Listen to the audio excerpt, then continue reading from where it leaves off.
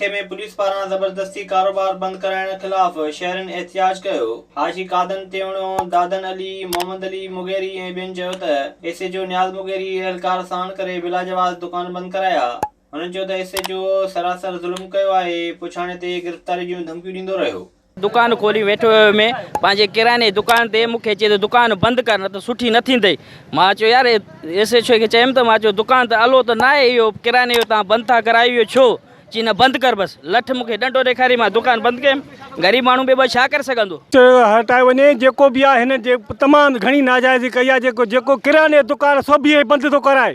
को जेको ॾिसे थो नंढो वॾो उनखे 50 रुपया घुराइण खां चए थो पैसा ॾियो पोइ हलायो। जेकी छा हिन जे अॻ में आयो आहे हिते असांजो छोकिरो मुंहिंजो बीठो आहे उन हुन खां पैसा बि खसिया अथई ऐं बोतलूं बि खणी वियो आहे। इहो मलाई जो कूलो बि खणी आहे ऐं शरबत जा शीशा बि खणी विया आहिनि। छो सभु जूस खणी आहे। जेको बि आहे हिनखे कॾहिं बि हिनखे हटायो वञे हिन महिल हटायो वञे हिनखे। भाऊ जीअं त राति आयो आहे हे जेको मुंशी आहे नंढो मुंशी आबिद चांडियो उन चयो त भाऊ जेके 5 माण्हुनि खां वधीक न विहारजांइ, बाक़ी मलाई जेको ईंदो वठंदो ॾींदो वञे, बोतल बि वधीक खश न कराइजांइ। मां ठीकु आहे साईं।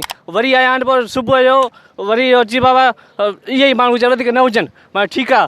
त वरी मां वियो घर ॾे छोकिरे सां उते पैसा बि खसिया अथनि ऐं सामान बि खणी आया, मलाई बि खणी विया आहिनि मुंहिंजी, बोतलूं बि खणी विया आहिनि मुंहिंजियूं। पैसा 2000 रुपया खसिया आहिनि। इहो जेको टिको एसएचओ आहे।